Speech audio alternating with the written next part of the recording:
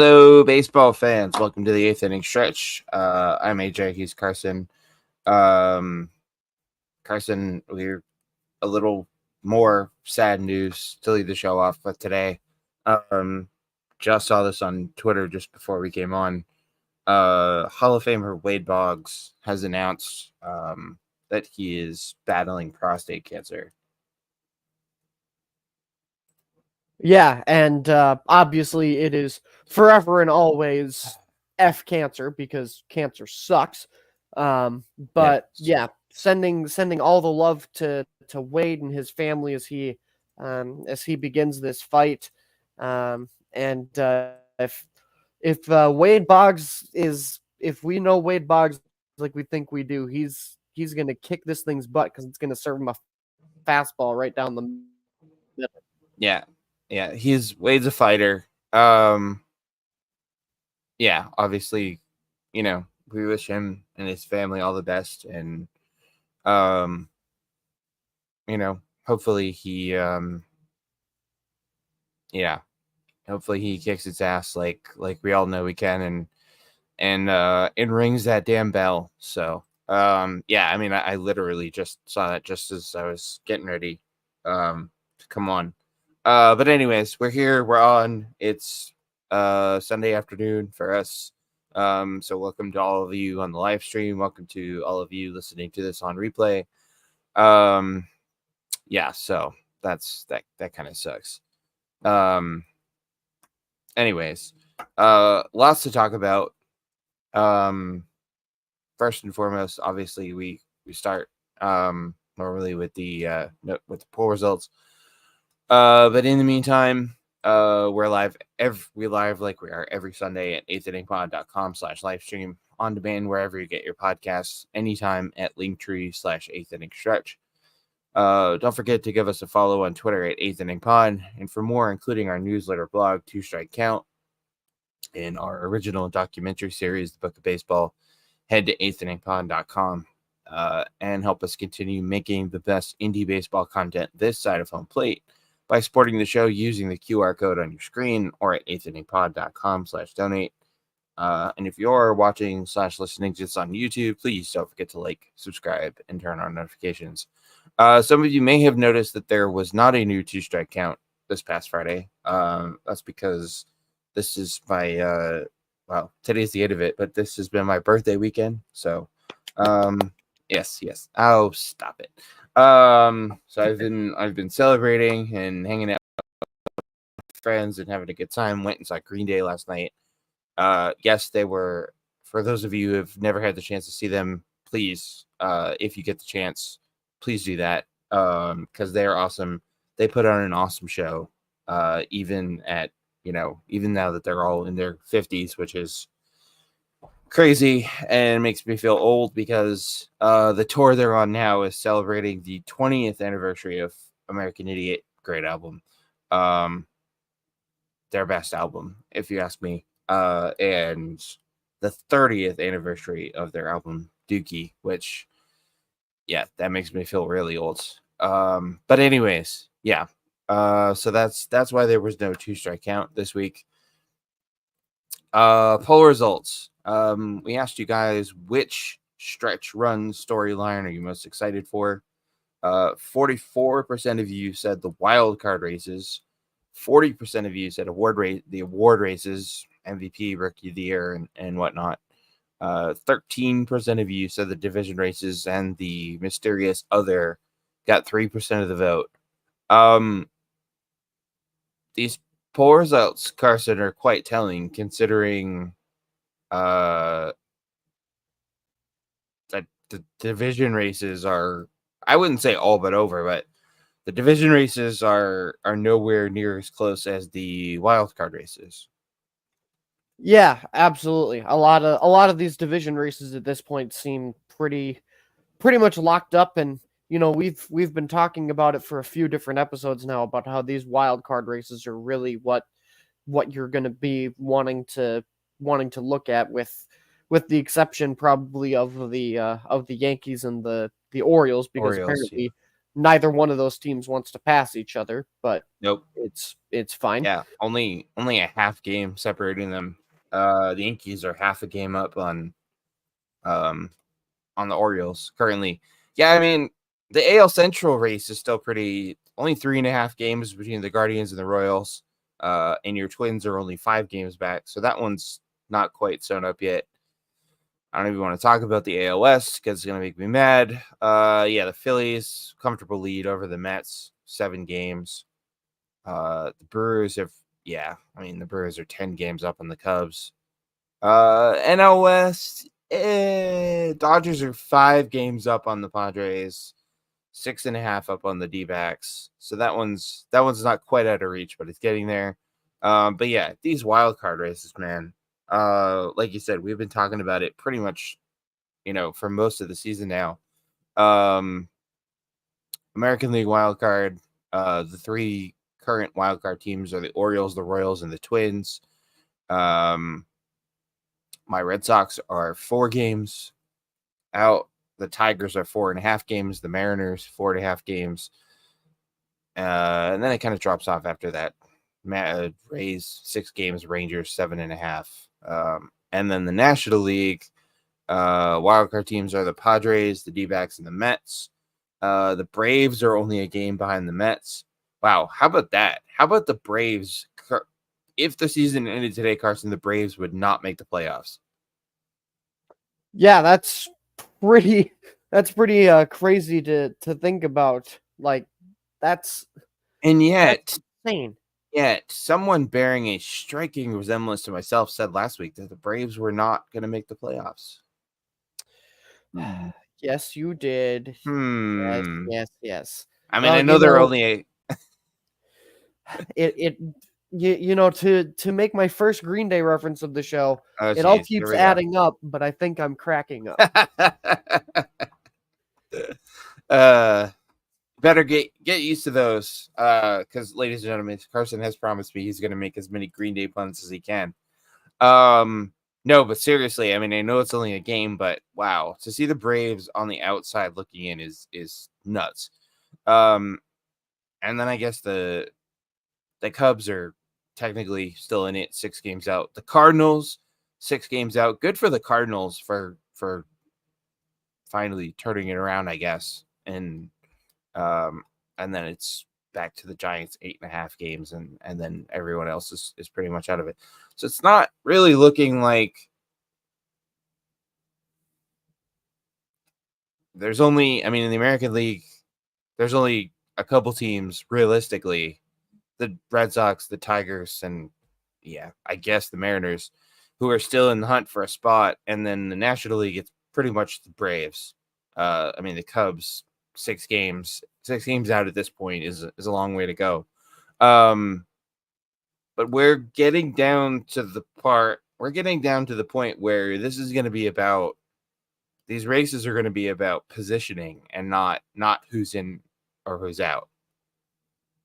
Yeah, a lot of this now is going to come down to trying to jockey to get yourself in the best position. Right. Obviously, we've seen it time and time again especially with the wild card. Those matchups are a huge deal for some of these teams. Let's be clear, everybody. Managers very much know who their teams match up well against and who they wouldn't match up well against. So that is very much in play here as all of these teams are jockeying for position, jockeying for potentially trying to unseat one of these teams that are currently holding a wild card spot. It's all very much still in play. And the division leaders trying to jockey for those top 2 spots, which I've said it before and I'll say it again. If I'm a manager, I don't want one of those top 2 spots. I don't want a first round bye because that means I'm going to sit around for a week and have plenty of time to get rusty. Yeah, there's all the potential in the world for rust there. So it'll be, but at the same time, for some teams, a lot of it, a lot of those top 2 spots too, if you've got somebody who recently was injured, maybe you've got a little bit of time to just let them heal up, get prepared for that matchup, whatever it may be. Yeah, that's a good point. I don't know. Just the last ever since we went to the expanded format, we've seen. I mean, last year it was the Braves. You know, they won 100 and something games. They got the first round bye. They sat around and they ended up. You know, they lost. They lost to the Phillies in the division series. But yeah, the injury thing, that's a valid point. But personally, no, it's like getting a number one seed in March Madness. Like, yeah, okay, cool, you got a number one seed. You know, that's not always getting the number one seed isn't always a guarantee of a championship. So very, very true. Yeah. I mean, how many number one seeds have actually won March Madness? Like, it's, so but anyways, that's where things stand. So if the season ended today, the Yankees and Guardians would get this would be the top two seeds. They'd get that first round bye in the American League.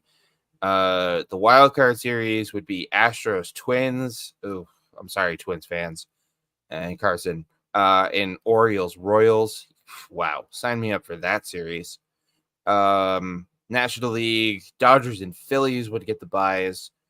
Wild card series would be Brewers, Mets, and Padres D-backs. Again, sign me up for that Padres D-back series. Yeah, absolutely. Please and thank you. Deja vu for the Brewers. Having to, hosting that wild card series, because we all know how that went for the Brewers last year. So, anyways, that's the poll. Thank you guys as always for voting in the poll. We really appreciate you guys participating in that. We'll have a new poll question up for you ahead of next week's show. So keep an eye out for that. All right. Down to the meat and potatoes here. Matt Chapman. Obviously, Chapman was one of the. He's a Scott Boras client. He was one of the ones who last winter, sort of just kind of was just left hanging because Boras is a terrible agent, and doesn't give a damn about his clients. Let's be honest, did not get a great deal. But now, just recently, Matt Chapman, Carson, signed a 6-year, $151 million contract that will make him the Giants' third baseman for the rest of the decade. So he finally got paid what he was worth. But this is really interesting because normally Scott Boras clients, they don't negotiate a deal before they hit free agency. They hit free agency and then they test the market. But Chapman did the opposite. Yeah, absolutely. Matt Chapman, welcome to paradise. There's Green Day reference number 2. Nice. We need a. Too bad if I had known you were gonna do this, I would have had a counter on the screen. That would have been. Well, anyways, we're so far at 2. Yes. But yes, absolutely got the bag. Yeah, he did. And good for him. He deserves every penny of that. Absolutely. He's been massive for the Giants this season. And you make an interesting point. Like, this is not something that is usual of Scott Boras clients. They let usually there's no time to set the world around because you know where they'll be found when free around. Boom, number 3. But yeah, usually you can find Scott Boras clients on the free agent market trying to get whatever deal done. It's very rare that you see Scott Boras clients, especially lately, sign extensions during the season. Yeah, teams don't usually jump the open market with Scott Boras clients. So Chapman's deal last winter, 3 years, $54 million. Ridiculous. That included player opt-outs after each of his first 2 seasons. So he could have opted out at the end of this season and tested the open market. But you know what? Good for Matt Chapman. Good for the Giants. this dude finally got paid what he's worth.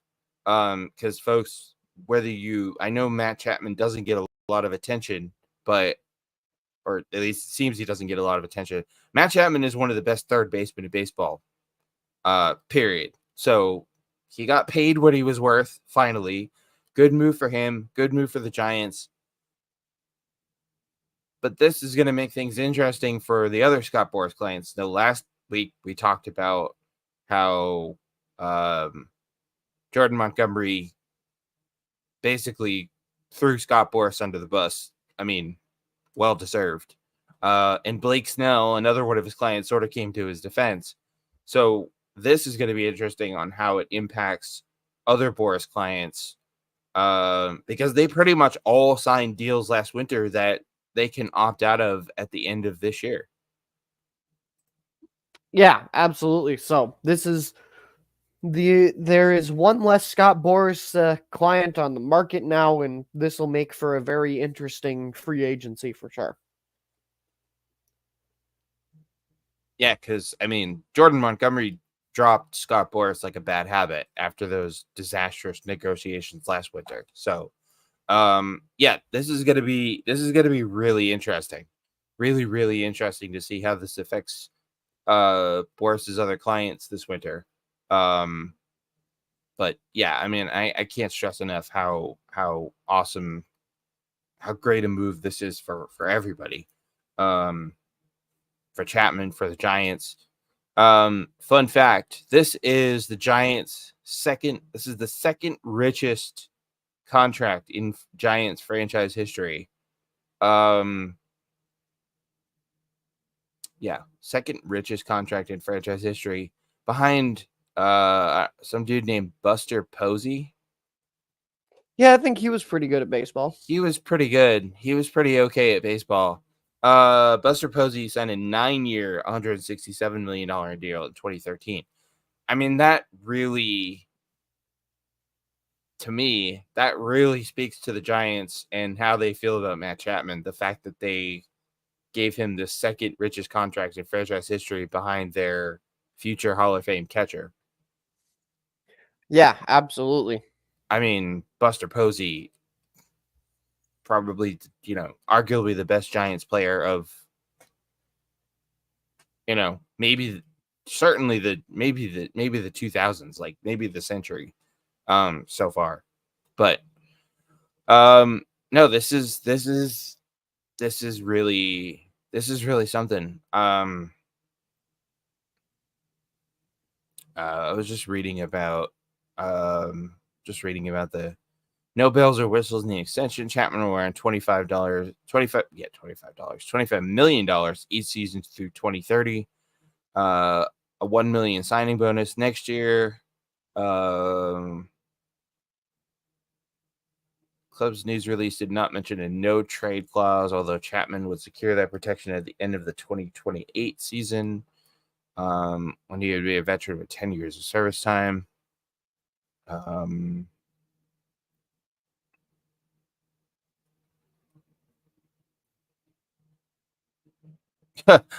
Yeah, it's less likely the Giants will find common ground with left-handed Blake Snell. You think? Another Boras client with an opt-out clause to take him off the open market as well. But it's a possibility if the club makes Snell a sufficiently compelling offer, perhaps in the wake of the Chapman news. The possibility of a Snell extension might burn the tiniest bit brighter. Yeah, no. Giants fans, I'll save you the agony and the ecstasy. Blake Snell will not be a Giant next year. No, he will not. No, Blake Snell's gonna go. He's gonna opt out. He's gonna hit the open market, and somebody is going to, somebody quite frankly is going to probably overpay him, because Blake Snell is not Blake Snell anymore. Yeah.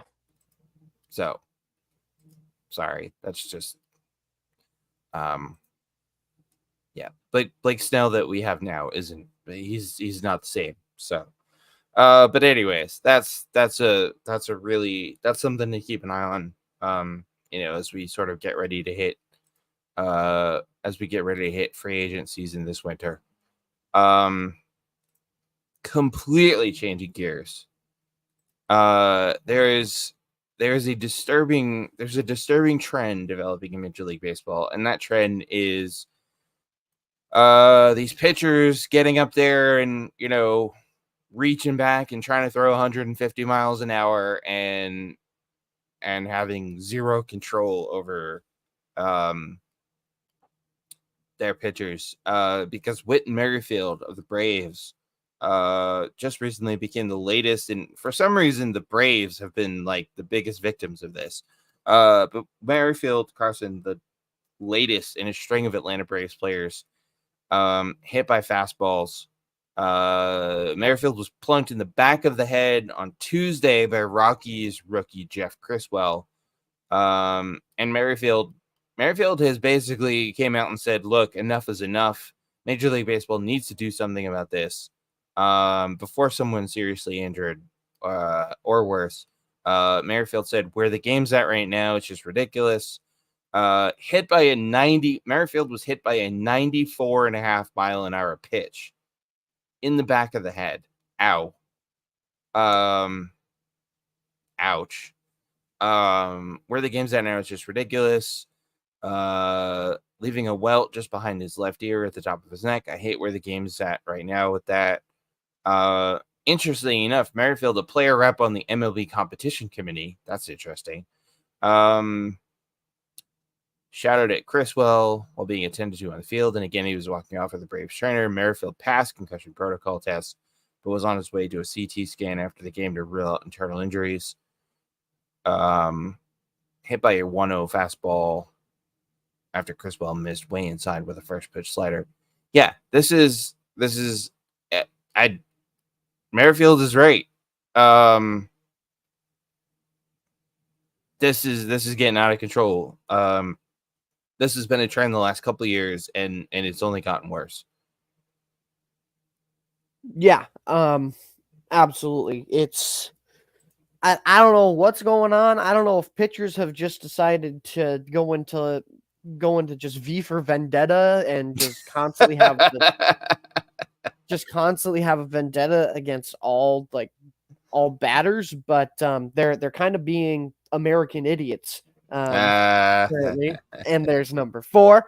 But yeah, this is I don't know what caused this. It feels like every other day somebody's getting hit by a pitch. I don't know what the issue is. I don't know if it's a control issue. I don't really know what's well, going I think part of it is Whit Merrifield is right. Teams are putting especially with younger pitchers, teams are putting so much emphasis on velocity.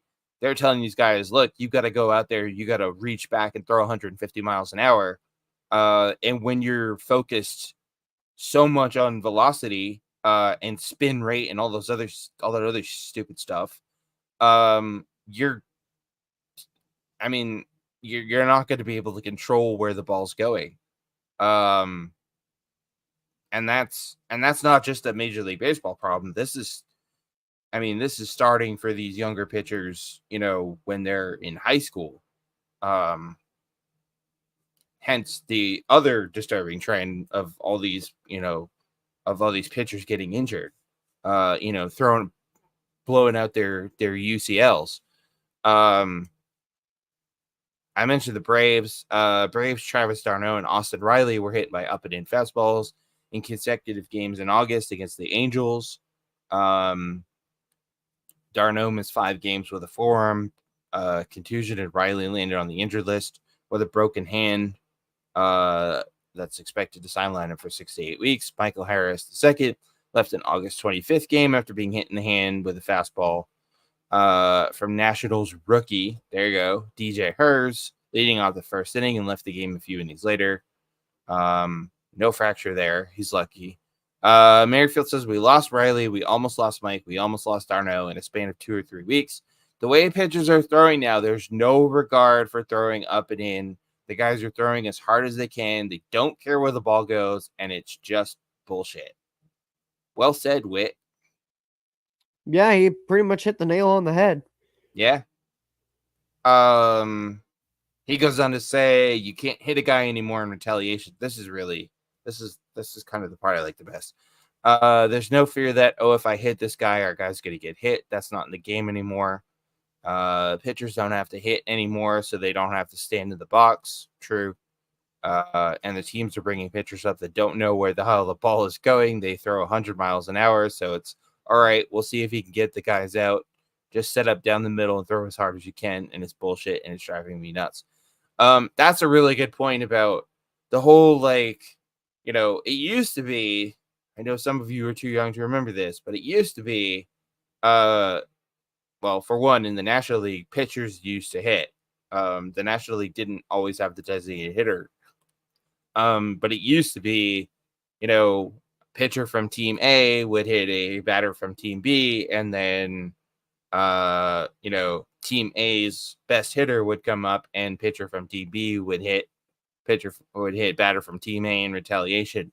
That's not a thing anymore. And honestly, Carson, I'm glad that it's out of the game, because as interesting as it could make things sometimes, and as fun as it was sometimes, especially with the Red Sox, the Yankees, plunking each other, Pedro Martinez, looking at you, buddy, and Bronson Arroyo. Hi, A-Rod. How you doing? Remember that? As much as that added whatever to the game, it was really dangerous, and I'm amazed that nobody ever got killed. Yeah, the whole retaliation aspect was dangerous, just to put it bluntly. It's just dangerous, it's stupid, it's foolish. Like, I can't imagine, like, it's still wild to me that pitchers would intentionally throw a 90 whatever mile an hour ball at a person with the intent to hit them. Just it was crazy. a thing. I know, it's mind-blowing to think about it now, but yeah, it was a thing. Yeah, so I'm glad that that's out of the game. But the sort of plot twist to this whole thing, Carson, is Whit Merrifield is on the competition committee. He's on the rules committee. And he says it's going to be a long conversation of what we've got to do to make pitchers think about it. I just took 95 right off the head. I'm very lucky that it got me in a good spot, and I've got to go get a CAT scan. I'm out of the game. He gets to stay in to pitch. I'm probably not going to be able to play tomorrow. Yeah. Hello, competition committee, rules committee. You need to do something about this. Yeah, and like Whit said, I think at this point it's like control is not something that they want to focus on at first with young pitchers. It's all about getting that velocity up and the spin rate. Exactly, because at the end of the day, those things are great, but without control, you're not a good pitcher. Like, you're Ricky Wild Thing Vaughn. Exactly. Like, you are the Wild Thing before he puts glasses on. But I was gonna say, even Wild Thing learned control. You are Wild Thing before he puts glasses on and realizes, oh, I was just completely blind. Yeah. And they're trying to take people's heads off. Yeah. Yeah. So let's see. I'm sorry, guys. I'm just sort of scanning this piece here. Merrifield goes on to say no repercussion on his part, and I mean without being overly dramatic. That was my life on the line right there.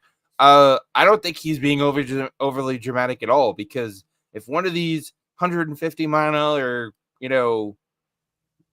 screw fastball, whatever these kids are calling their, whatever stupid names they're calling their pitches now, if one of these pitches hits somebody in the wrong spot, and I know they wear batting helmets, but if one of these hits somebody in the wrong spot, I mean, yeah, I suppose it's possible that it would, in a worst case scenario, somebody could get killed, but somebody could get really hurt. We could be talking about somebody being paralyzed if it hits them in the right spot, in the neck. Yeah, absolutely. That's scary as all hell. Yeah, nobody wants that. Merrifield goes on to say, so I'm sick of it. It's happening way too much. I watched Taylor Ward get hit in the face last year. True.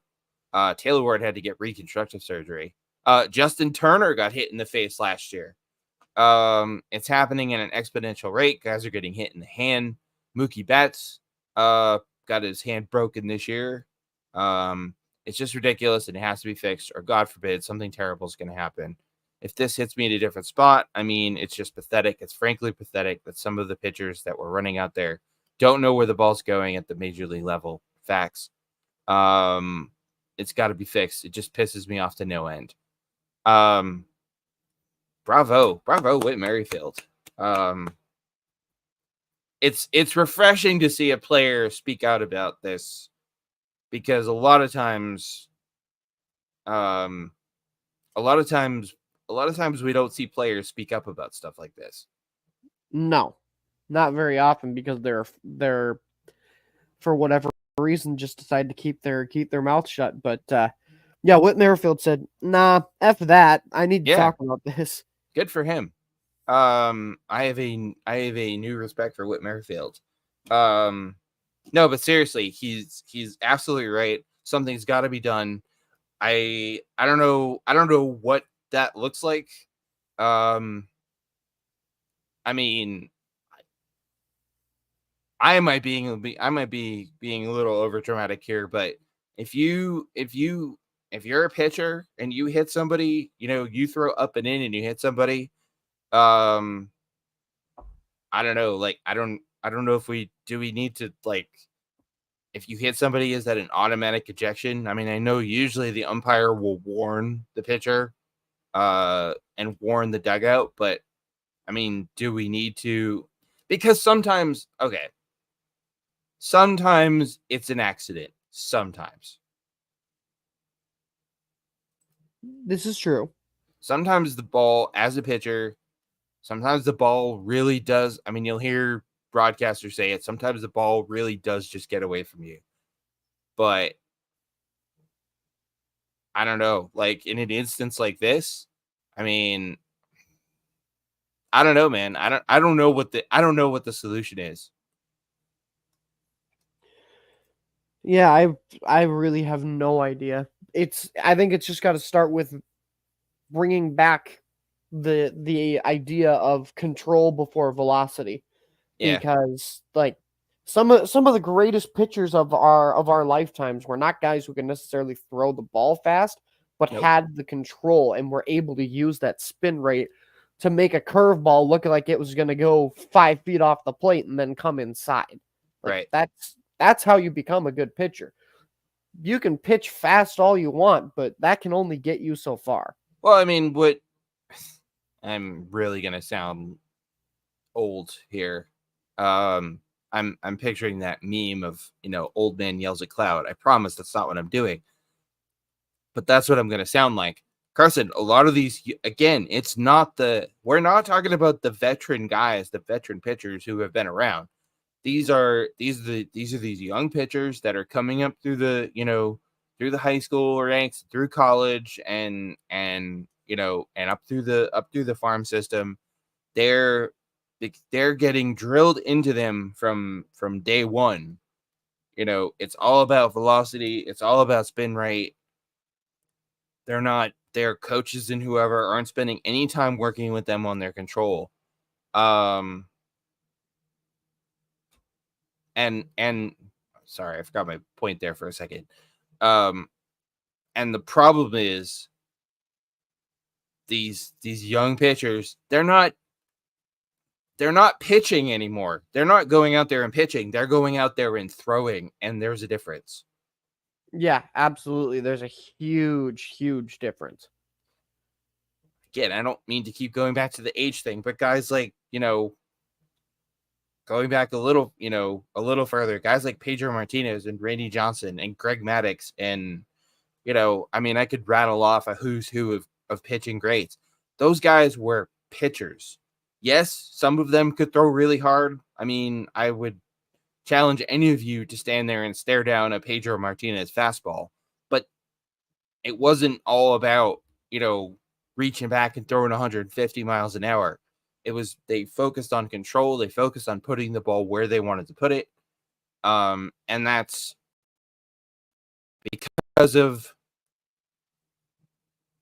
mostly because of freaking stupid ass analytics. That's all pretty much gone out the window at this point. Don't even get me started on analytics. Oh my god! Don't get me wrong. Analytics has its place in sports, of course. But when it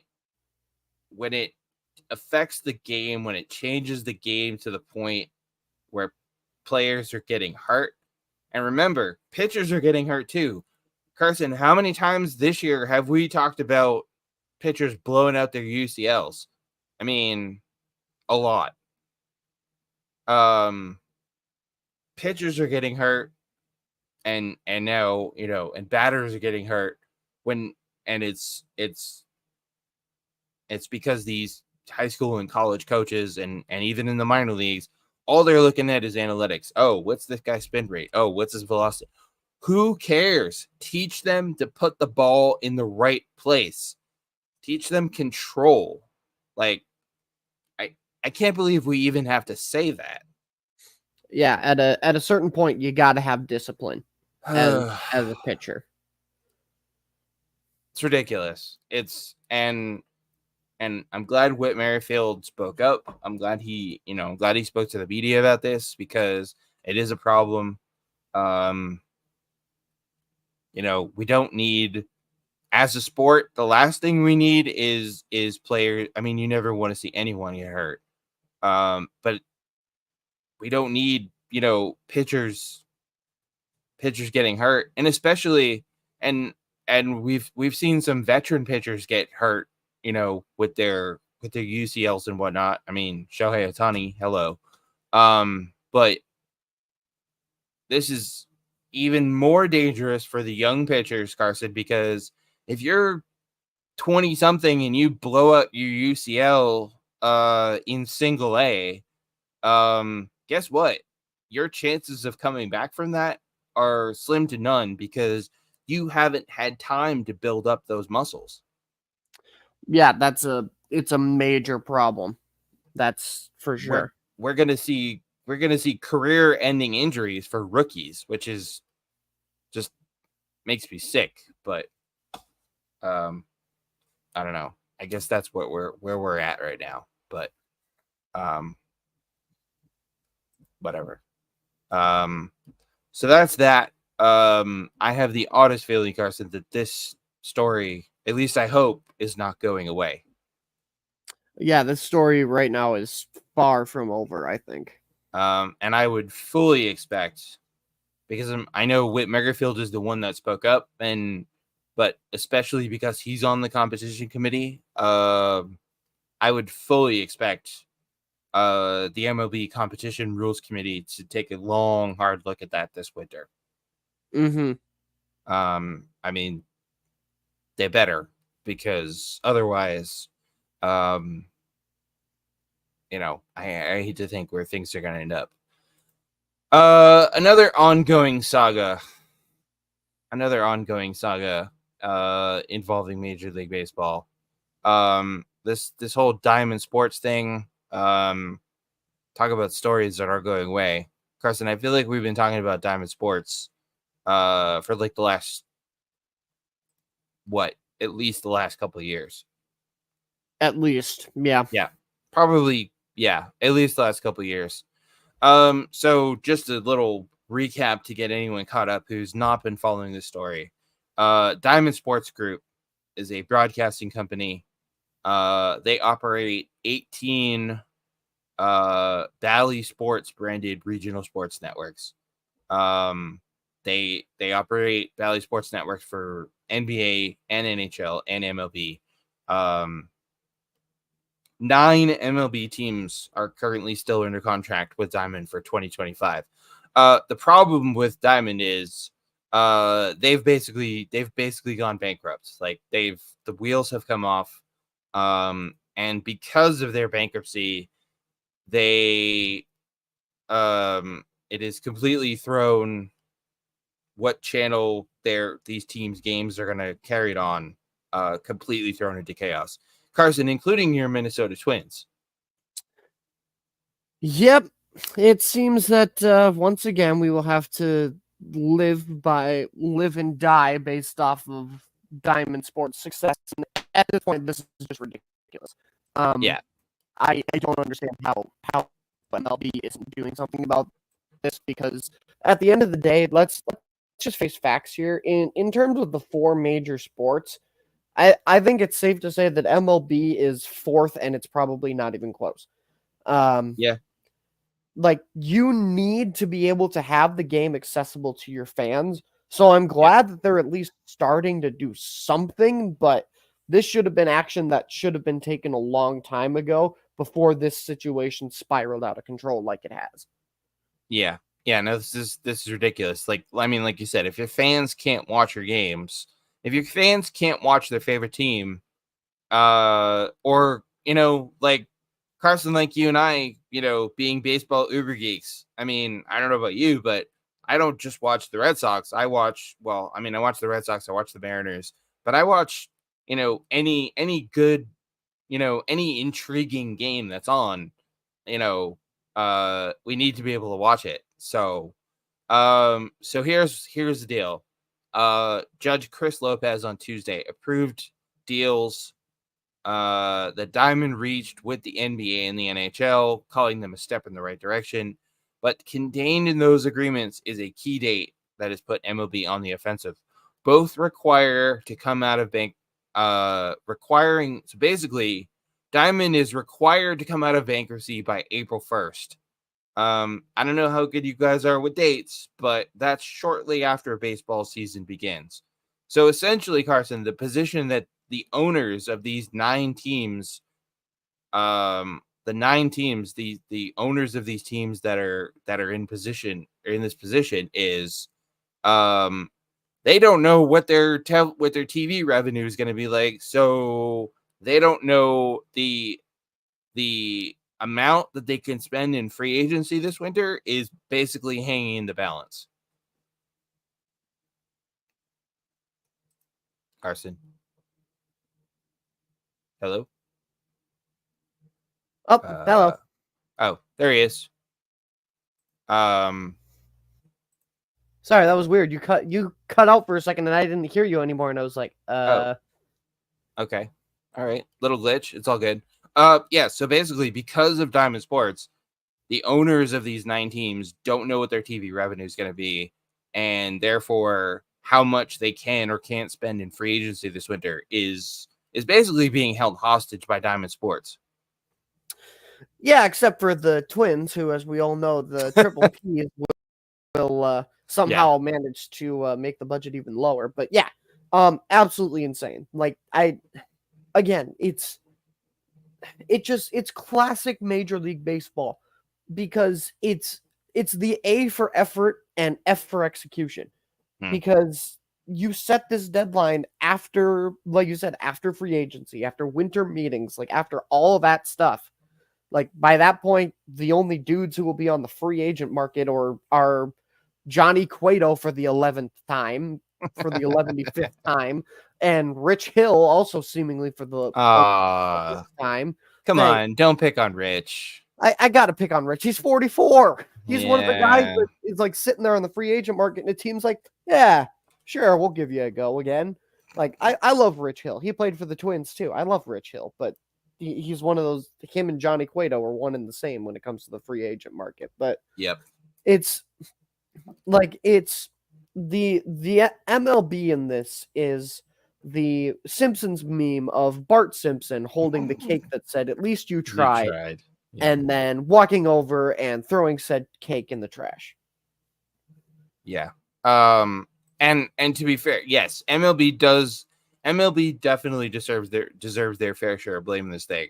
But this is also, this is on a lot of the blame for this falls on Diamond Sports. So James Bromley, a lawyer for MLB, had this to say in court on Tuesday. Major League Baseball and those clubs are unable to plan to obtain revenue and to have certainty with respect to the 2025 season. Judge Lopez approved the deal. Bromley went on to say, we can't go on and face our 2025 season in the first and second quarter of next year. The time to face the 2025 season is today. We need the court's attention on this issue. We need the debtor, Diamond Sports, to be committed to doing this with speed in the short time frame that I just described. And frankly, if it doesn't happen, we obviously reserve our rights to come back for relief, including more drastic relief that we've looked at in the past. So basically, Carson, MLB's lawyers are saying to Diamond, look, you need to get your shit together, and if you don't, there's gonna be trouble. Yeah, big time. And but again, like I want to know that the league has a backup plan, because if Diamond Sports calls their bluff and they don't have a backup plan, then MLB looks like chumps. Right. And for all and we've talked about this before, for all the faults that the NFL has, and Lord knows they have their faults. I mean, come on. What even was that game in Brazil the other night? Don't even. That game was brutal. It was terrible. The game was terrible. God. The broadcast was terrible. The stadium was terrible. The field conditions were frankly appalling. Hold on. I'm not going to let you hate on my guy, Noah Eagle. I love me some Noah Eagle. Oh God, dude, the broadcast was so boring. It was more boring than watching paint dry. I'm sorry. Why you got to hate on my guy, Noah Eagle? I don't know, man. Like, I've heard him do other stuff. Didn't he do basketball during the Olympics? Was that him? I think so. I think he did. Him or his dad. I think it was him, and he was great. He was fantastic. Him and Dwayne Wade doing basketball during the Olympics they were awesome. But oh my God, it was pretty much unwatchable, not just because of the broadcasters, but just the whole experience. But anyways, my point is the NFL has more than its fair share of problems. However, one thing the NFL has done right, and it pains me to give Roger Goodell any kind of credit, Carson, but one thing the NFL has done right, they nationalized their TV rights. Yes, I know NFL Sunday Ticket is ridiculously expensive, but the NFL, if you are an NFL fan and you want to watch your favorite team, or you want to watch out-of-market games, the NFL is probably the most accessible of the four major sports in that aspect. Yeah, I would agree 100%. So why the hell can't MLB? And I know, yes, I know, I hear you all. I know the process is more complicated than just snapping your fingers, but why the hell can't MLB do the same thing? MLB, Carson, MLB already has the platform. They already have MLB TV. You're telling me that they can't come up with some sort of, okay, Twins fans, you want to watch your Twins? Here, pay, however much a month or however much for the season, and watch all 162 games of the Twins. You're telling me that, come on, it can't be that hard. And I'd be fine with that. Like, right, everybody would. Because I would be able to watch the Twins again. What a concept. What? No, the most infuriating thing about watching MLB is not only fans not being able to watch their own teams because of stupid blackouts, but again, there are some of us who we like to watch, multiple games.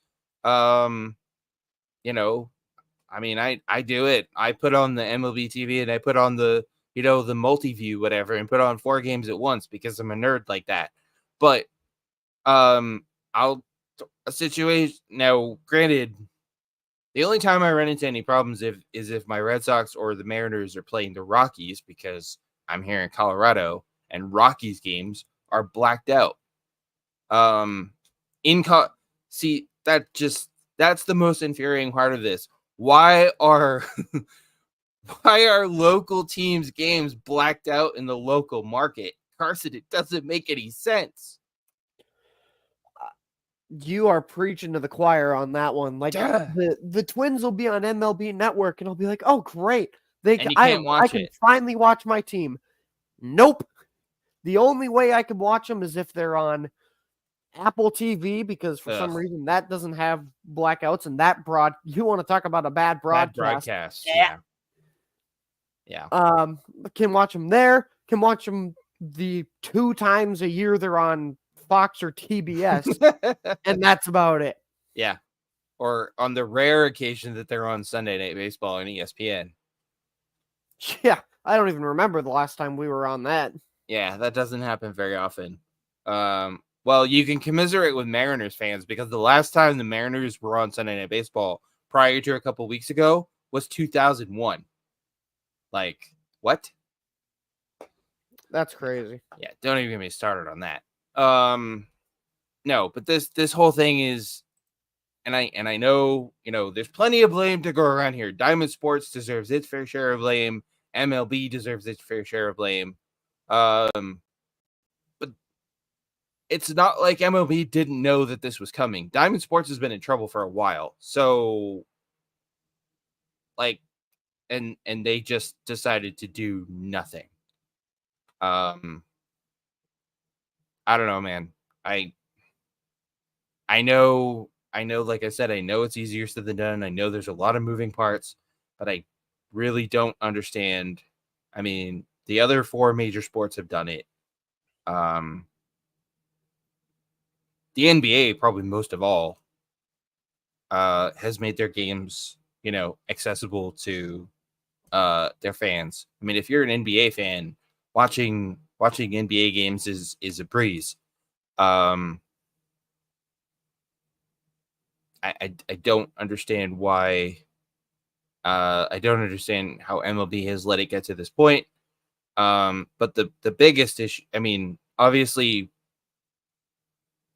fans having accessibility to watch their favorite teams, obviously that's a big issue. But the bigger, maybe, well, I don't know about bigger, but the other major issue of this thing is the 9 MLB teams under contract with Diamond, if Diamond still exists for the 2025 season, are the Braves, the Reds, the Tigers, the Royals, the Angels, the Marlins, the Brewers, the Cardinals, the Rays. 3 other teams, the Guardians, Carson, your Twins, and the Texas Rangers, are still on 1-year deals with Diamond that expire after this season. All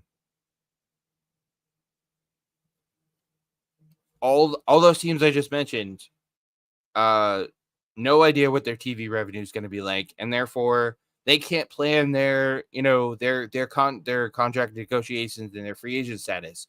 This thing is at the point where it's going to start affecting the quality of the product on the field. Yeah, I mean, it already has, at least for my Twins. For your Twins, yeah, absolutely. And a big part of why we had to let Sonny Gray go was because of this. Yep, exactly. I mean, let's be honest. To be fair, teams like the Angels, the Marlins, probably the Rays, they're not going to be spending anything anyways, because they don't give a crap. Nobody, Angels, Marlins, Rays, yeah, whatever. But some of these are, I mean, the Braves, the Royals, the Brewers, even the Cardinals, the Guardians, the Twins, the Rangers, the soon to be ex World Series champion Rangers. Sorry, Rangers fans. These are not necessarily big market. I mean, Atlanta is a big market, and obviously, LA is, even though the Angels are awful. But this is affecting teams. This is affecting teams in all parts of the the market spectrum. Yeah, it absolutely is. It's just sad. I hate to sound cynical, but I think the only way MLB is going to get serious about this is if this affects, which it won't, because most of the big market teams, the Yankees, the Red Sox, they have their own, like the Red Sox have NESN, the Yankees have the Yes Network. I was going to say the only way I think MLB will really get serious about this is if, it affects one of their marquee teams. But yeah, and I'm glad MLB is finally like, okay, Diamond, you got to get your shit together here. But I don't know. I don't know how much faith I have in MLB in fixing this. But they better, because, like you mentioned before, MLB is falling behind in popularity among the 4 major sports. Yeah, it's falling behind big time. And again, it's a lot of it is because the league has kind of shot themselves in the foot when it comes to this TV thing, when it comes to Diamond Sports, when it comes to, we could have an entire episode dedicated to how MLB has messed up the promotion of their game over the years. Yeah. But this is just the latest layer of the ever mounting shit sandwich that the MLB has created in terms of promoting the game. Yeah, so real quick, just to wrap up here, Bromley says this is the 4th season in a row that Major League Baseball is heading into the offseason with a complete lack of information and clarity with respect to what's going to happen.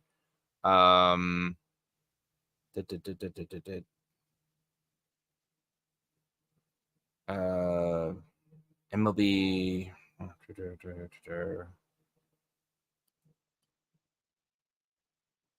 Wow. MLB and the Players Association recently agreed on a change to the collective bargaining agreement that allows the commissioner's office to distribute funds to teams who have recently taken reductions in their TV rights fees. I mean, at least that's something. That's why we need a salary cap, people. Union told its players to agree to the change on the belief it would help player spending. Yeah. MLB last week sent the letter to the court criticizing the lack of transparency around the terms of the NBA and NHL deals, which are filed under seal. Diamond told the court it has paid MLB teams about 90% of what they are owed for the 2024 season. Hey, idiots, 90% isn't 100%. And plans to pay the remainder on time. Yeah, right. Diamond said it made a $60 million payment to MLB teams on August 30th. And roughly $78 million is still to come. Then back to yeah, blah blah blah blah blah. Yeah, what a just a mess. Just an absolute mess. And I don't know, I could see something like this happening, I don't know, 10, 15 years ago, maybe. When cable was still, when cable was still sort of the predominant, when cable was still king, and and there weren't alternatives. I don't know, Carson. I don't know if somebody needs to remind MLB cable is dead. Streaming is the new thing, and there are plenty of options. There are plenty of alternatives out there for broadcasting your games. Yeah, absolutely. What a mess. Well, stay tuned, ladies and gentlemen, because talk about a story that's not going away, unfortunately. Hopefully something gets done.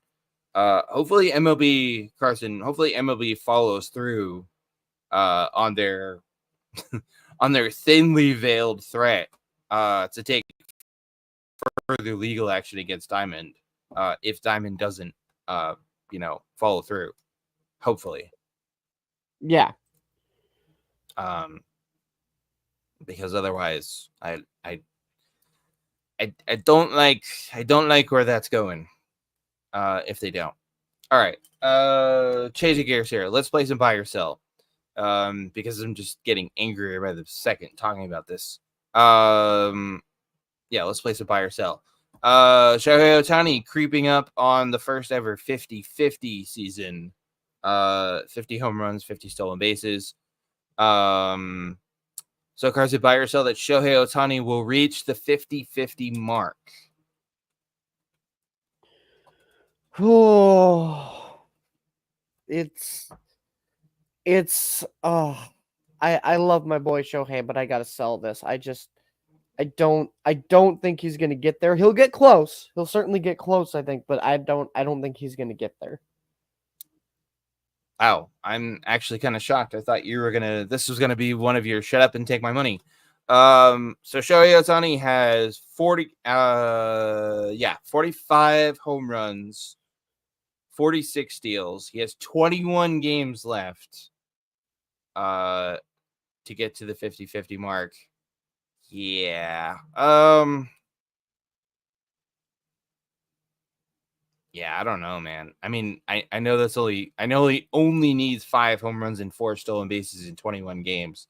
But that can be that doesn't sound like a lot, but it actually can be a lot. Even though apparently, according to this, he's on pace for 51 homers and 53 steals. But yeah, no, I think I gotta sell this. Unless him hitting 50-50, he's got himself on a multi-leg parlay. Sorry, I couldn't help myself. But no, I don't think so.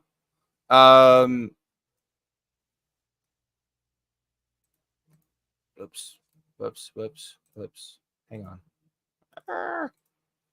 Sorry. So John Sterling, legendary longtime voice of the Yankees, retired. Has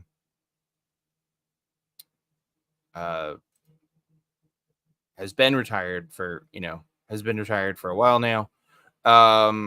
Retired, I think, at the beginning earlier this year, right? The beginning of this season, he retired. Mm-hmm. Yeah, April 15th. Apparently has changed his mind and is temporarily coming out of retirement to call Yankees playoff games this fall, this October. So buy or sell Sterling unretiring to call Yankees playoff games. I mean, cool, I guess. Like if it's temporarily cool, but I hate the concept of retiring and then coming out of retirement, a la, even though it helped my football team, a la Brett Favre. Yeah. Michael so Jordan. I have to sell this based on, like, once you're retired, man, like, enjoy your retirement. Like, John Sterling has earned that retirement, but yeah, he has. If he's coming back for the love of the game, I can't stop him. I personally think, you've earned it. Just enjoy the retirement. Yeah, I'm probably gonna be. We're probably gonna be labeled haters for this, but no, I'm selling this too.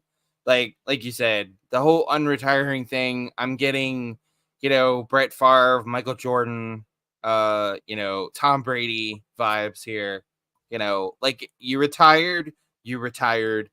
I mean, like you said, if anyone has earned every second of their retirement to enjoy it, it's John Sterling. Yeah, athletes and players and sports figures retiring and then unretiring and then retiring again and then unretiring and retiring and unretiring. That annoys me almost as much as when a character is killed off in a TV show or a movie, and then mostly TV shows. Movies sort of do it, but TV shows do it a lot. They kill off a character, they kill off a favorite character, and then the next episode or the next season, oh hey, look, they weren't really dead. That was their doppelganger, or whatever stupid narrative reason they come up for. This annoys me almost. Plot line in TV, by the way.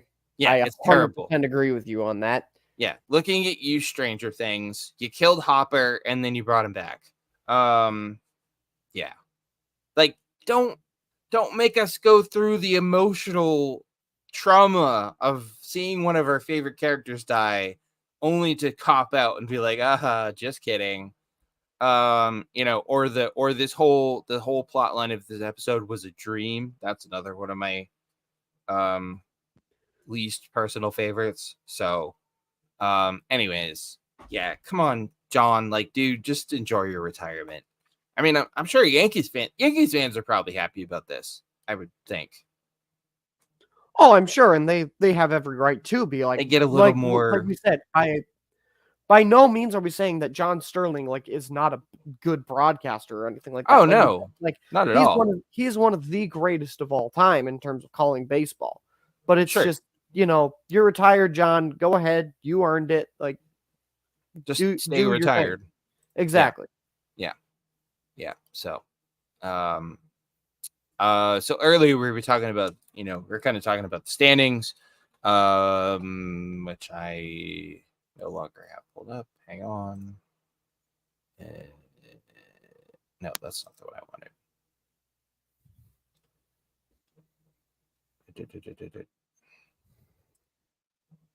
Sorry, everybody. I closed the tab. Division. Here we go. We're talking about the standings. We're talking about the wildcard races, the division races. The NL East, currently the Philadelphia Phillies, 7 games up of the New York Mets, but the Mets are occupying the third and final wildcard spot in the National League currently.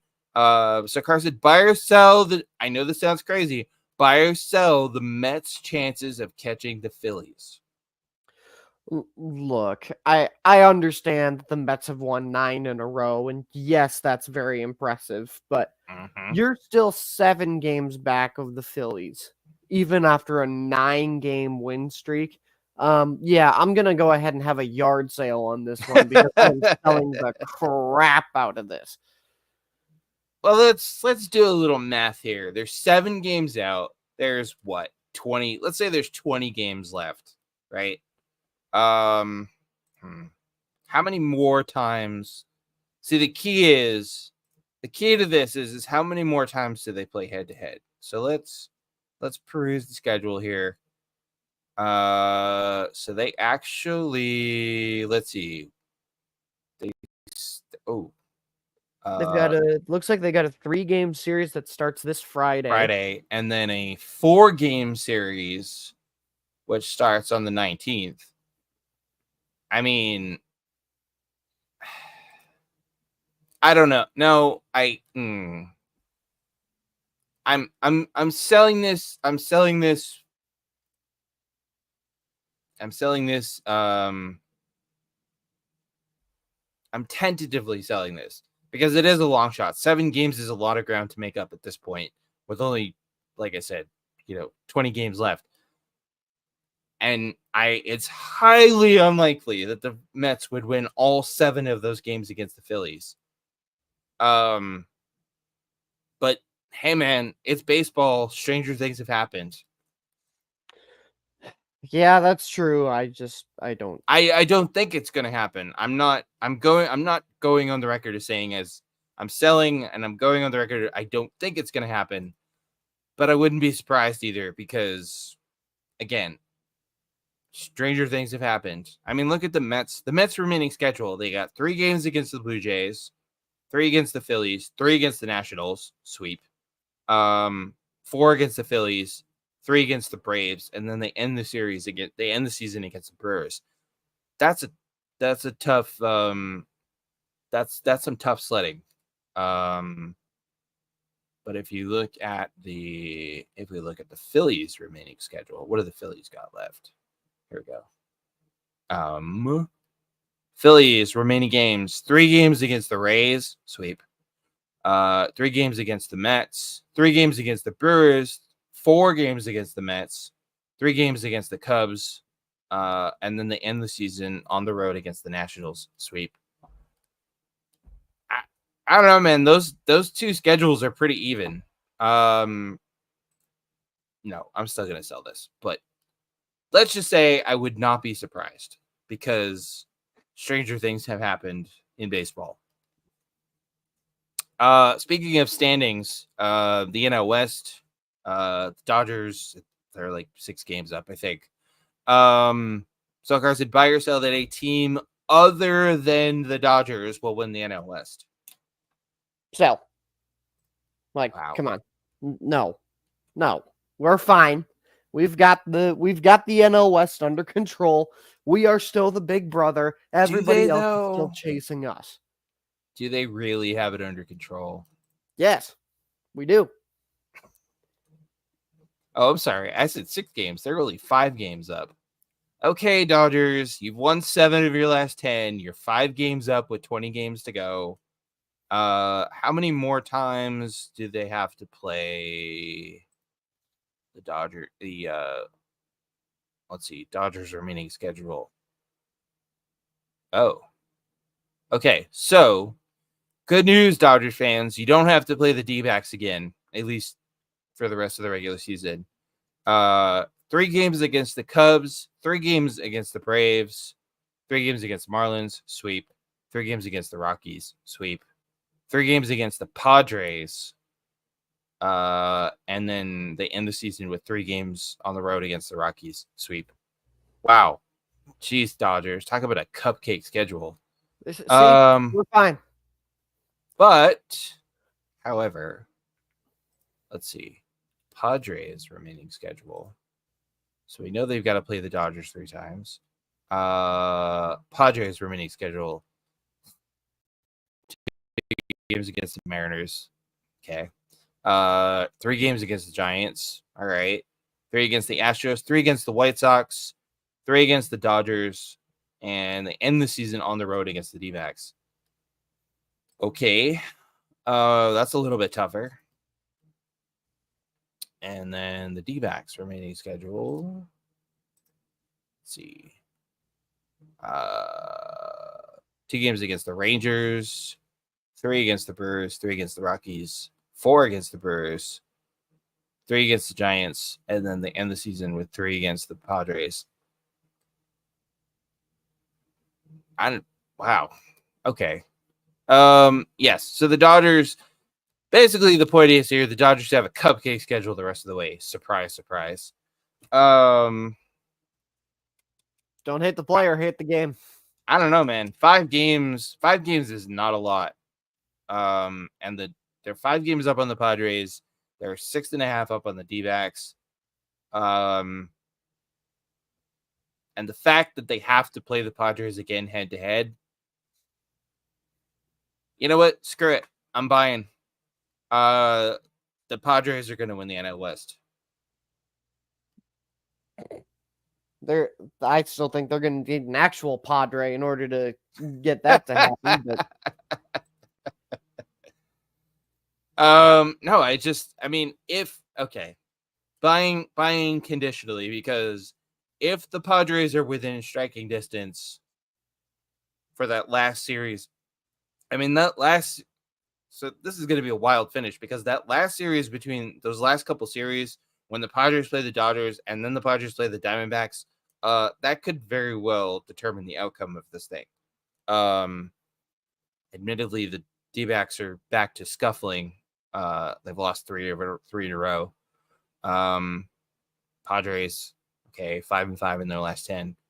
If the Padres are within striking distance of the Dodgers, when that last series comes around, I would not be surprised. And come on, it's time. Come on, everybody. It's time for the Dodgers' reign of terror to end in the NL West. Please. D-backs, Padres, somebody, please knock these guys off. Because the rest of us, except my illustrious co-host, are sick of it. I'm Jay chilling. I'm living life in. But hey, at least we know, even if the Dodgers do win the division, we know they're not going anywhere. They're going to choke in the playoffs like they always do. So, hey, at least there's that. There's that little comfort that we can all take comfort in. Anyways. All right. Mailbag time. Mailbag. Don't forget to drop us a line at 8thinningpod.com/mailbag or 8thinningsrush@gmail.com, and we might just read your message on an upcoming episode. We lead off today's mailbag with Danny R. With the playoffs getting closer, yes, objects in the mirror are closer than they appear. Which AL and NL team will be the most dangerous in October? Oh, that's most dangerous. Okay. Well, assuming that I'm strictly going to talk, of course, in teams that are in the playoffs right now. Fair enough. I really hate saying this, but I do not sleep on the Cleveland Guardians come the postseason. Like, everybody's slept on them so far. I have a feeling they'll get slept on again. Do not sleep on that team. That team is loaded from top to bottom. There is a reason why they're leading the AL Central. They are going to be dangerous to watch. In the NL, don't do it. Who is going to be the most dangerous in the NL? Not the Dodgers. Gee, I wonder. What team has the most stacked roster, top to bottom, in the NL? Which team's pitching staff has more holes in it than Swiss cheese? But whose offense has enough plugs to cover said Swiss cheese hole and turn it into a nice chunk of cheddar? God. Ladies and gentlemen, you bet your bottom dollar that the Dodgers are the most dangerous team in the National League. How can you look at that lineup and say that they're not? Forget the past postseason miscues. As everybody says, the postseason, you start 0-0, clean slate every time around. This Dodgers team is ready to go. Yes, the pitching staff certainly has a lot of holes and has some issues, but the Dodgers will have that bye to get guys rested up. The to pitching sit around staff and is get going to rusty. come in primed. The pitching staff is going to come in primed and ready to go. We're going to have the National League MVP. You bet your bottom dollar. I'm calling it right now. Shohei Ohtani will be your National League MVP. Not even a close race at this point anymore. With Mookie Betts, Teoscar Hernandez will hopefully be back after his injury. Life is good as a Dodger fan. Dodger fans, stand up, because this is our time to prove once again that this team is dangerous. To prove once again that they're the biggest frauds in baseball. I'm glad you said 0-0 because that's precisely how many games the Dodgers are going to win in the playoffs this year. Yawn. Yeah. Yes, Dodgers fans, you can talk all you want about your offense, but we all know when it comes down to October baseball, pitching and defense win championships, and you don't have either one of those. So good luck with that. No, American League most dangerous. I mean, I'm tempted to go Guardians, but Carson already said the Guardians. I will see your Cleveland Guardians, and I will raise you a Kansas City Royals. Also very dangerous, yes. Yeah, the Royals have a look. The Royals have the look of one of those teams that you do not want on your side of the bracket. Talk about stacked from top to bottom, pitching, defense, offense, everything. They got it all. Complete team. Yeah, the Royals could really go on a run. Even if they do have to face the Orioles in the first round, which would be no small task. Also, sign me up for that series, by the way. I know, right? Except the Orioles have. I would, if that were the series, like if that's that wild card series, give me the Royals because the back end of that Orioles bullpen is atrocious. Yeah. Craig Kimbrell. Yeah. So, yeah. Royals in the American League, National League.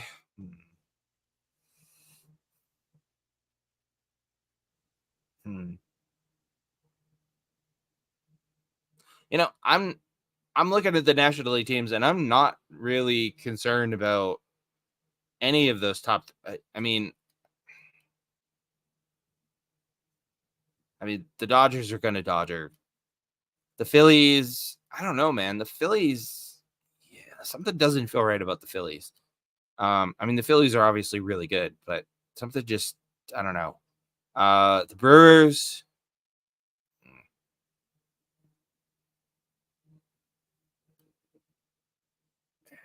The Brewers, I don't know what to make of them. Most dangerous team in the NL. If the playoffs started today, Carson would be the San Diego Padres. You want to talk about a team that's stacked. And I don't know why more people aren't talking about this team, because they are really, really freaking good.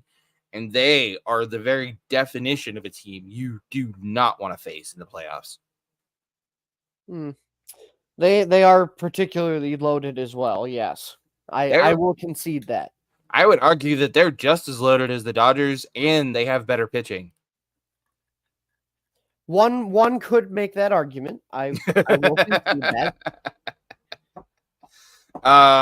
In any case, if things stay the way they are, which they probably won't, but if they do, also sign me up for that Padres Diamondbacks first round series. Wow.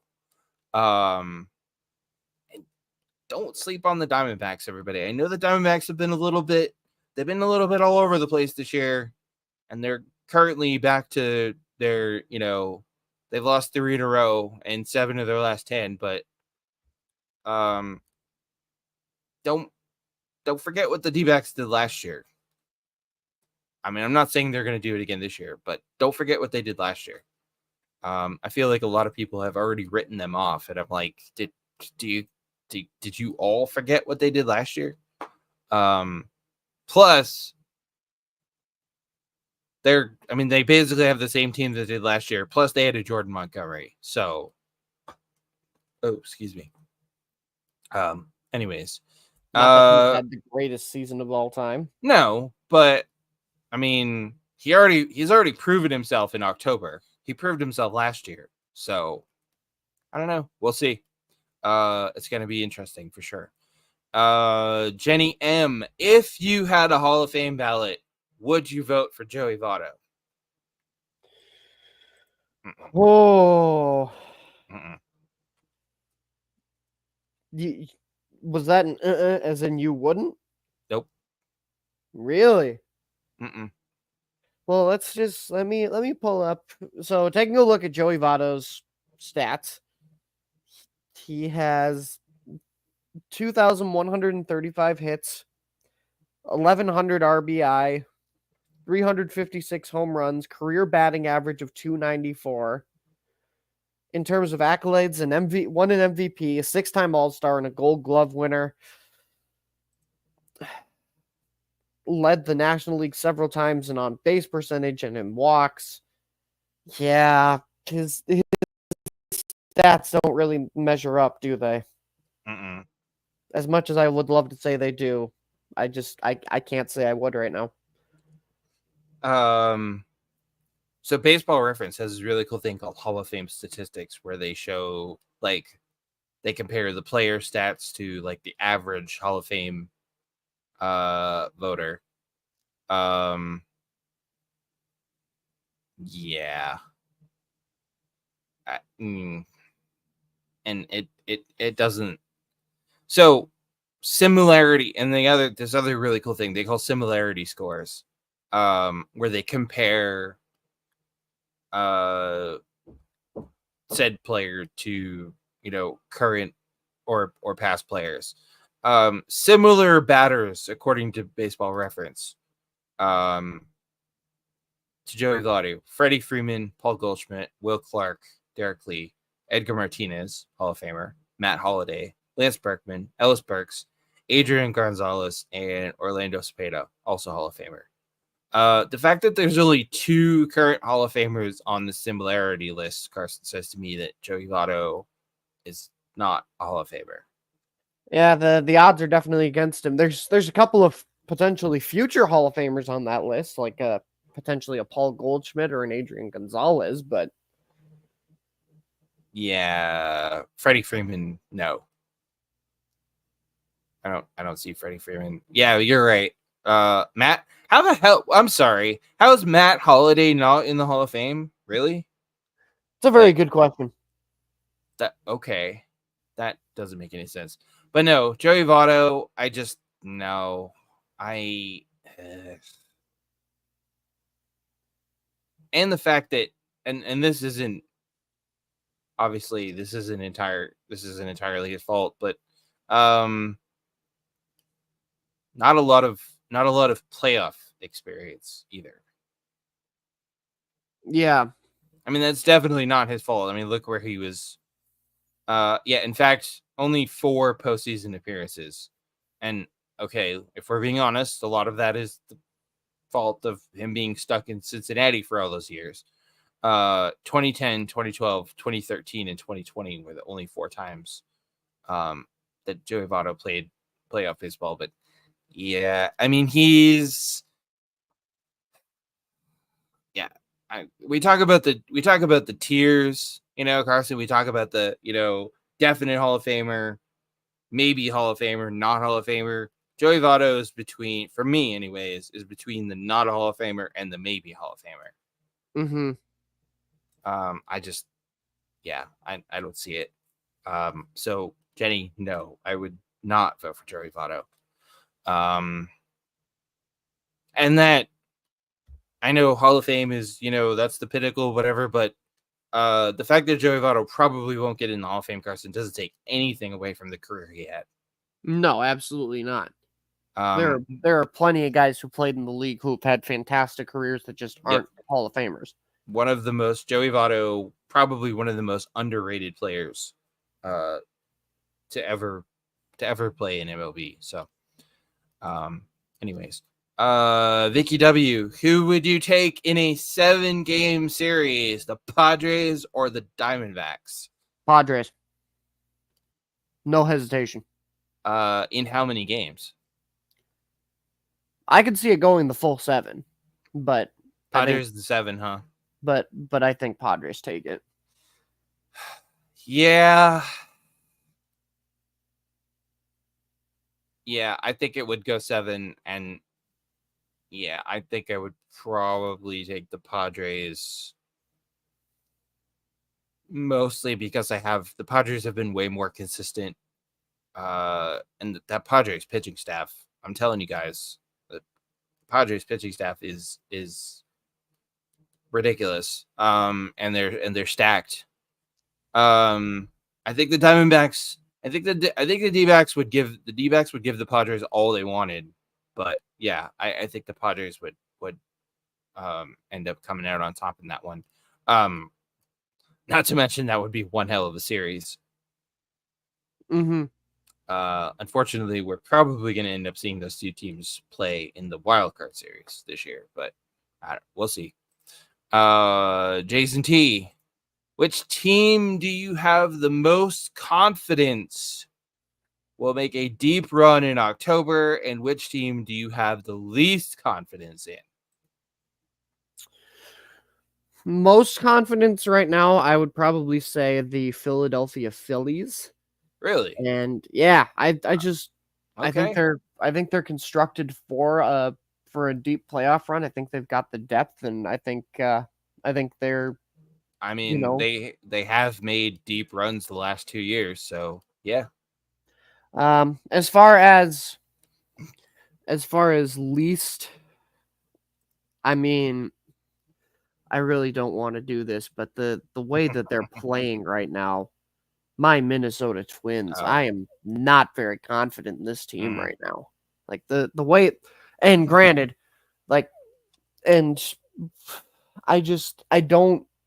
This is not the same team that we had a year ago, obviously, but and I mean, I wonder, especially about the matchup that we could potentially get in the wild card round.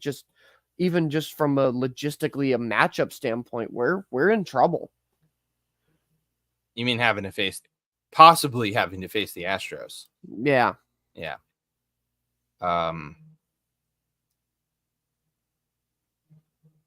Yeah, the Twins are that's a really good point. The Twins are not that is not the same Twins team that we saw a year ago. All right. Most confident and least confident. Well, I mean, let's just get this out of the way. Least confident, the Dodgers, because their track record in the playoffs the last couple of years, and that the pitching staff is just, pitching staff is not good. I mean, I know they're supposed to get Yoshinobu Yamamoto back here soon, but I have zero confidence in that pitching staff, and winning in the playoffs, it comes down to pitching and defense, and the Dodgers just, the pitching staff is not good. The pitching staff has more leaks than the Titanic. Most confidence. Oh man, this is tough. Most confidence that they'll make a deep playoff run.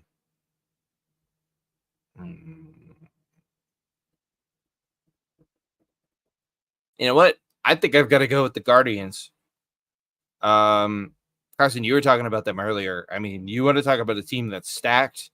Everybody's been sleeping on them all year. I don't know why. They have the second best record in the American League. They're, in fact, they're right there on the Yankees' heels for the best record in the American League. And within striking distance of the best record in baseball. I don't know if it's because it's Cleveland but Carson, if I were a Guardians fan, I would be, and I know Guardians fans have had their fair share of,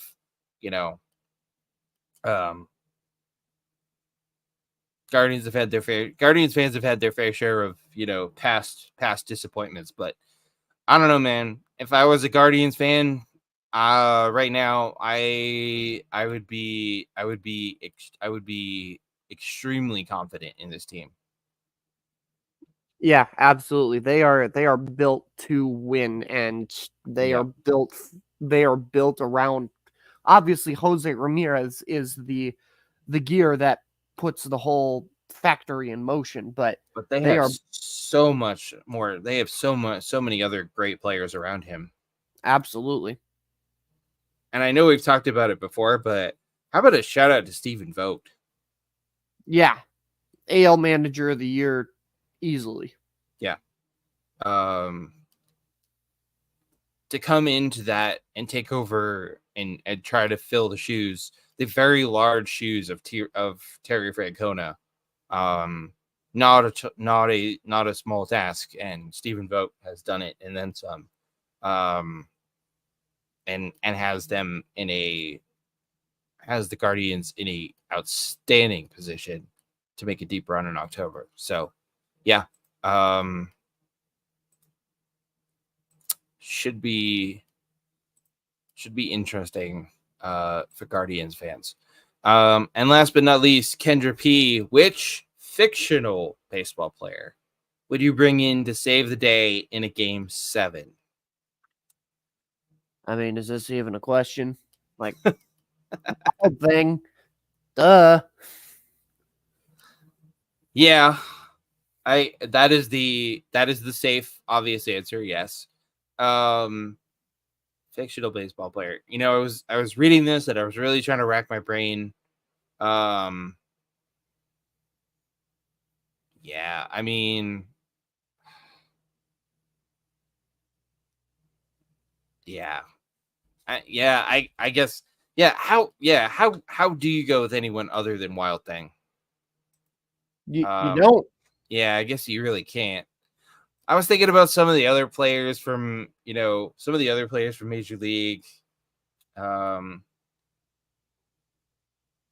Yeah. Yeah, I guess you really can't.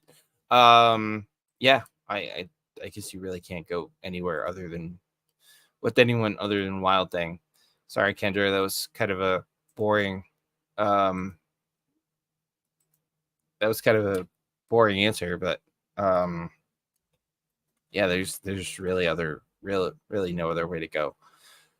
All right, that's the mailbag. Thank you, as always, everybody, for sending in your messages. Don't forget to drop us a line at eighthinningpod.com/mailbag or eighthinningstretch@gmail.com, and we just might read your message on an upcoming episode. Real quick, some must-watch games. What do we got starting Monday? We've got Royals and Yankees. That's going to be a good one. What else we got going? Not a whole heck of a lot, to be honest with you guys. Let's see. What about next week? Wow. For a late season schedule, like this schedule is kind of underwhelming.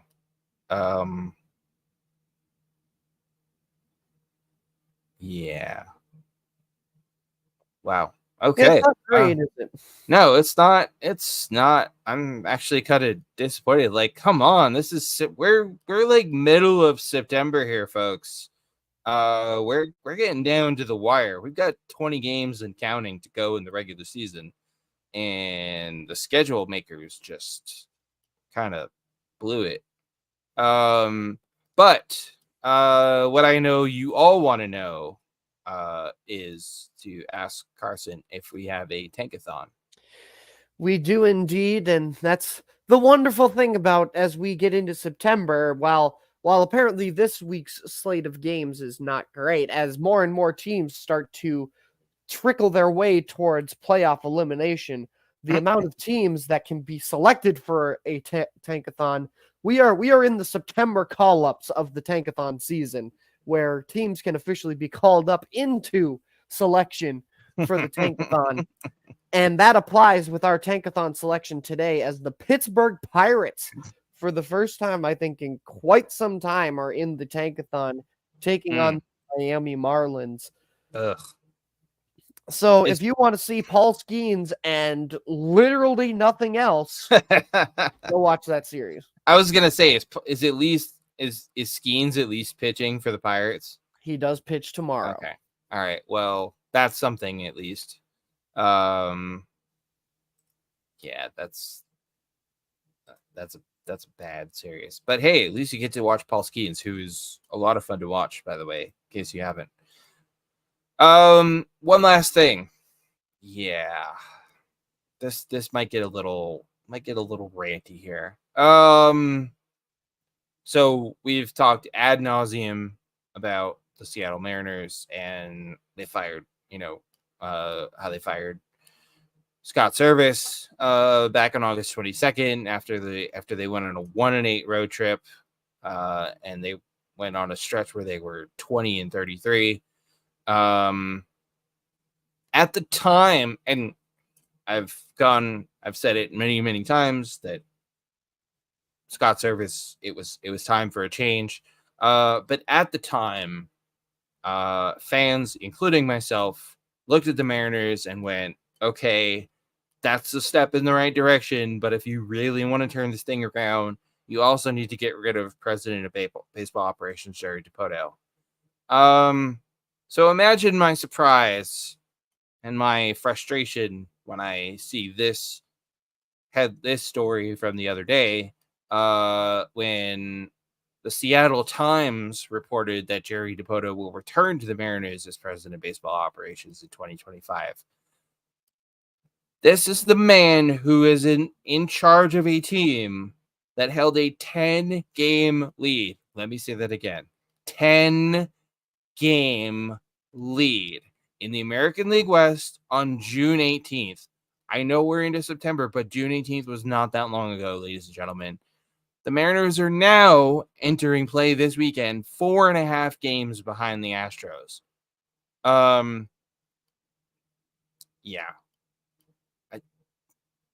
Seattle Mariners, are you freaking kidding me? Like, how can this? Fine, you got rid of Scott. Cool. Good step. Good first step. How can you possibly keep Dipoto in charge of this front office when he has failed miserably in the last 3 off seasons. Signed, okay, sure. This trade deadline, he did go get Justin Turner. He did get Randy Arozarena. He did put together this pitching staff, which is arguably the best pitching staff in baseball. But how do you look at Jerry Dipoto and think, yes, this man has done a good job constructing a roster? You've made the playoffs once under him, and it was the first time he made the playoffs in 20-something years. Dipoto took over as GM in 2015. The Mariners have made the playoffs once. They've won 1 playoff series. And not only has he kept his job through all this, he was promoted to president of baseball operations in 2021. How? I cannot comprehend. How? Why Seattle? I mean, this is by keeping Dipoto and general manager Justin Hollander, by the way, because he's not blameless in this thing. By keeping these guys in place, Mariners, you are sending a giant neon billboard of a message to your fans that we do not care. We don't care about putting a good team on the field. We don't care about competing. We don't care about trying to end our streak as the only team in Major League Baseball to have never even played in the World Series. That's the message you're sending to Seattle. That's the message you're sending to your fans. And quite frankly, it's bullshit. It's disgusting. It's pathetic. It's asinine, acid 10, acid 12, acid 13, and you should be ashamed of yourselves. You're a pathetic excuse for a Major League Baseball franchise. So, screw you. Feel better? A little bit, yeah. Well, sorry, everybody. I warned you guys. I warned you. But I mean, well said. Yeah. I don't really know how I wish. You know what, Carson? I wish I could suck that much at my job and still keep my job. Like, amen. Right? Like, if any of us sucked that much at our jobs, we would have been fired ages ago. Yep. Absolutely. Well, pathetic. For my two, ladies and gentlemen, I hope you do have the time to listen to me whine about nothing and everything all at once, because it is another installment as the Green Day reference counter goes up to 5. 5. Yes. It is time for another Twins tirade, brought to you by Printer Dudes, not officially. Rocco Baldelli. I need to talk about this man for a minute. So, AJ, you and I are both illustrious baseball minds, right? Yes. Like, obviously, neither of us are major league managers, but let me just walk you to start this off. I'm gonna make this an interactive one last thing. Let me walk you through a scenario, and you tell me what you would do if you were the manager of this team. Okay. Okay. Your starter has gone 7 innings, retired 15 straight batters, and is at 80 pitches. You are winning this game. What do you do? Wait, so how many pitches? 80 in 7 innings. It's the 7th inning. So going into the 8th inning, your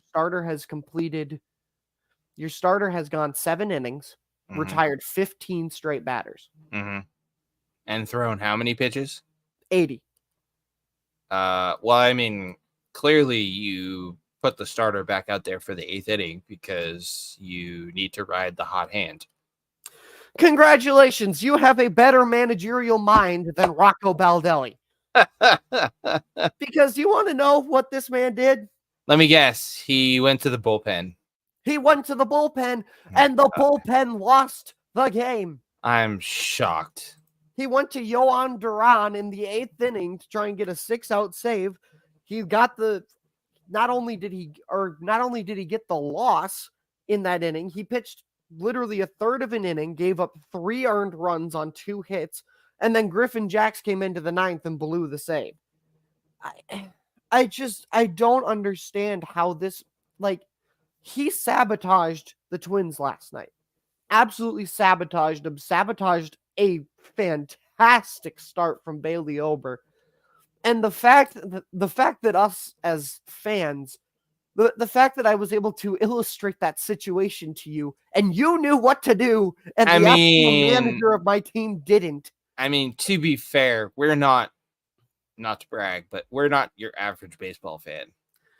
You do have a point. Yes, we are not the average baseball fan. But slick reference to the show tagline, by the way. Well done. Oh, wow. I didn't even do that on purpose. That wasn't even on purpose. But wow. I'm gonna applaud myself for that one. That was good. I didn't even do that on purpose. But it blows my mind that you have a starter that has retired 15 straight batters. Yeah. And it's in the 7th inning, and he only has 80 pitches. And what the quote that one of the reporters referenced, we have a 2-run lead in the 8th inning with our best relievers who are rested and ready to go. I feel good about that. Why should you? You had a starter that was also that had retired 15 straight batters and only pitched 80 pitches going into the 8th inning. That's solid efficiency. I feel good about that. I don't feel good about Rocco Baldelli. Fire that man into the sun, into the Andromeda galaxy. Just fire him to Naboo at this point. Get this man. No. Either that or just fire him to Mustafar. Fire him to Mustafar. Somebody call Pat McAfee. Get him to put on his cleats one more time. Take whatever computers Rocco Baldelli has with analytics and get him to punt them to the freaking moon. My God. That is a classic example of a manager or coach outthinking themselves because of something fucking stupid analytics said. And one of the quote that in the Athletic piece, which shout out to the Athletic, as always, fantastic coverage. Here's what Rocco Baldelli said: when we have an opportunity to win a nice ball game and we have a 2-run lead in the 8th inning, we should win the game, period. That goes without saying. But when you're not able to find a way in those games and you can't complete it, you can't finish it, it's going to frustrate everyone in the room. It's going to bite us, and it's going to hurt, and it's going to feel crappy until we find a way to pull one out. It was on you. You're the one who cost the team this game, and you are throwing them under the bus? Mm-hmm. You had a 2-0 lead with a starter who has actually struggled against only seemingly the Kansas City Royals and Bailey Ober. You look at his stats against everybody else, this man's a Cy Young candidate, but against the Kansas City Royals, I don't know. He turns into like I don't even know what to compare him to. He just turns into a dude with a noodle arm and is giving everything up. But it's so frustrating that we have him ready to, he's on fire. Like you said, you've got to ride the hot hand. Yep. And it just, ugh. Yeah. Fire Rocco Baldelli into the sun.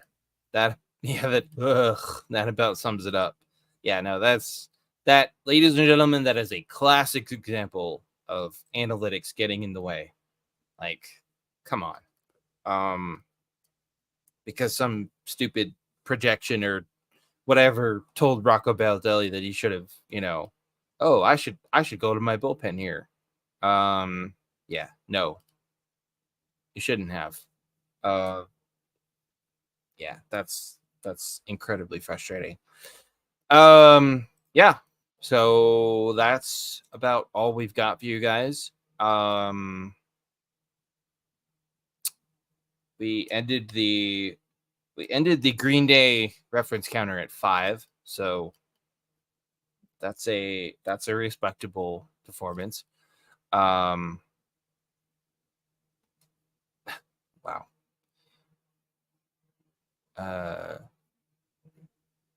Just looking to see if there's anything else. Yeah, no. Oh, look, my Red Sox lost. What a surprise. But the Patriots won, so there's that. Oh, yeah. We got sort of distracted at the top of the show with talking about Wade Boggs and his cancer diagnosis. But happy first NFL Sunday to everybody. Woo! This is the last. This is it, guys. Football season is officially here. That unfortunately means baseball season is winding down. But as always, we'll be here with you guys through the end of the season and all through the playoffs and crowning a World Series champion. That is hopefully not the Astros or Dodgers. Please, for the love of all that is good in the universe, please, anyone but the Astros or Dodgers. But yeah, that's all we got for you guys. We will be back with you next Sunday. Carson, I think we're back at regular time next Sunday. I believe we are, yes. Yes, we're back to our regular 10 a.m. Eastern, 9 a.m. Central, 8 a.m. Mountain, 7 a.m. Pacific, and whatever time that is in for those of you in Hawaii. I'm not sure. It's like 5 a.m. But yeah, so we're back to our regular time next week. We are off the following Sunday. We're off the 22nd. Carson, you're going to a wedding that weekend. Right? I am off to the not so great state of Iowa. Oh. Hey, you know what? When you are a Minnesota Golden Gopher alum and okay, I'll give you that one. You hate Iowa. That's fair. But I mean, after all, you know what Iowa stands for, AJ. It's an abbreviation. I owe the world an apology. That's good. Yes, so we're off the 22nd. And then we're back on for a couple weeks, and then we're off for Carson's wedding. Here in a few weeks. Surreal. Yeah. It is coming up quick. It's coming fast, man. I owe the world an apology. I'm stealing that, by the way. I mean, I have no beef with the state of Iowa. I mean, I've never been there. I've probably driven through it at some point. That kind of reminds me. But, sometimes people make jokes about places like that. Like, people for years and years and years, I heard people joke about Indianapolis. And I heard people call it Indianoplace, which I still think is pretty funny. But having gone there this past May for the Indy 500 and all the festivities and all the ridiculous Indy 500, I can honestly say I was thoroughly blown away by not only the city itself but the people. So I don't make the Indianapolis joke anymore, but I will give you Iowa because you're a Golden Gophers fan and the Big Ten and whatnot. So, but yeah, that's it, guys. That's all we've got for you guys. Unless Carson has some clever way of working in one last Green Day reference, maybe. No. Okay. No. All right. You're all out. Okay. But yeah, that's it. We'll be back with you guys next Sunday at our regular time, 10 a.m. Eastern, at eighth-inning-pod.com/live stream and also live on Twitter. Don't forget to give us a follow at 8th Inning Pod.